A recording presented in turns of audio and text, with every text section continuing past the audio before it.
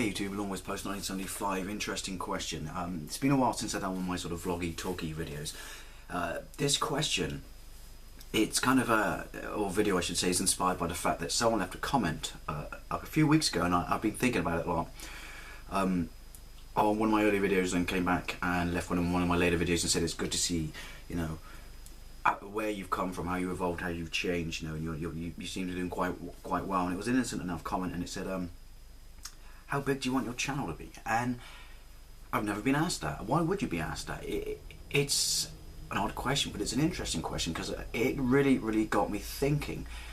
Most people set a channel up for themselves and then put content out because they enjoy making it and want to meet and share their thoughts and opinions, passions, hobbies, you know, life with like-minded individuals. I think there's a few schools of why people do channels. That one, like I said there. Then you get people who out and out want to be famous. You know, that's their quest on YouTube, to be famous.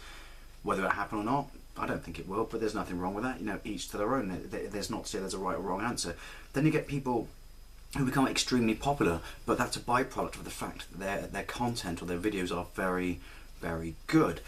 But ultimately, I think most of us just set this up as a bit of fun, as a hobby, to share our passions. And it's a very powerful tool like that, you know, to meet like-minded people, to share your thoughts, your opinions, to debate, to discuss, and to address issues with other individuals, you know, to see what they like, to exchange ideas, to, you know, experience new things, to ultimately, you know, acquire new knowledge or educate yourself on something you did not know. That may sound a bit strong, but that's what it's like, you know, that's like the real life. The more friends you have, the more you're exposed to other things, the better a person you will become. As I said, that may sound a bit strong for YouTube, but basically that's what it is, you know. If done properly, it's a tool that can be sort of very beneficial to people. Now, this is why I find this question so hard to answer, because this is where it gets interesting. If your content is genuinely, you know, it appeals to a lot of people, then you will become successful. Your sub number will grow. Now, some people look at that number as sort of, I don't know, a representation of popularity or things like that, and I guess it is to a degree. Whereas I look at it as a group of individuals that are interested in what I have to say, and I'm interested in what they have to say, you know, a resource to discuss, debate, etc., as I touched upon just now.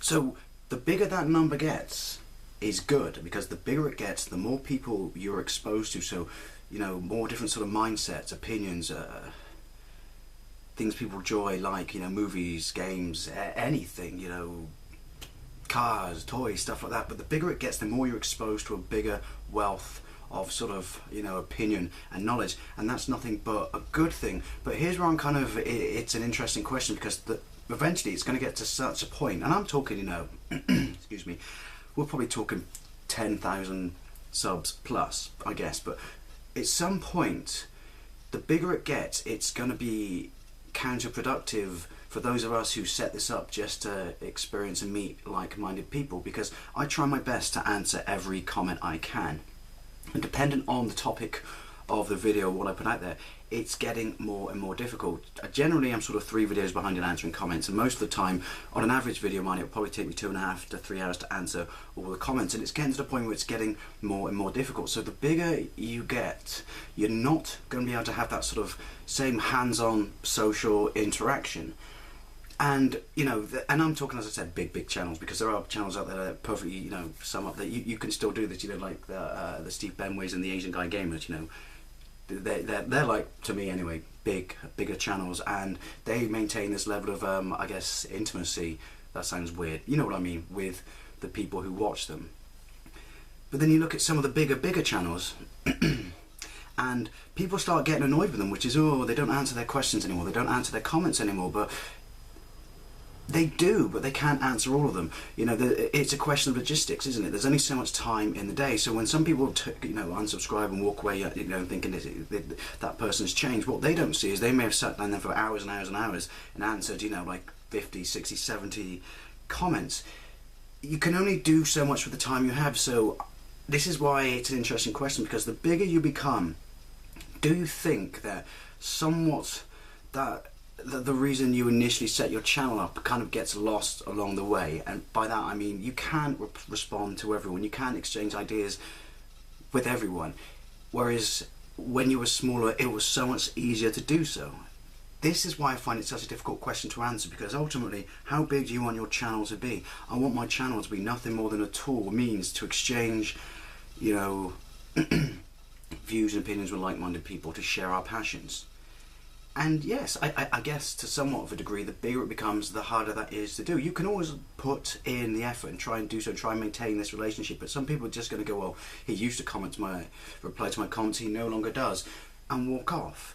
This is the point I'm trying to make. It's a double-edged sword. You want a certain amount of popularity because it provides you with this audience, this wealth of material to experience. But at the same time, if you get a massive audience, it becomes more difficult and I guess counterproductive to do those things, if that makes sense. So I don't know. I'm just doing this for fun and enjoying it along the way and meeting cool people.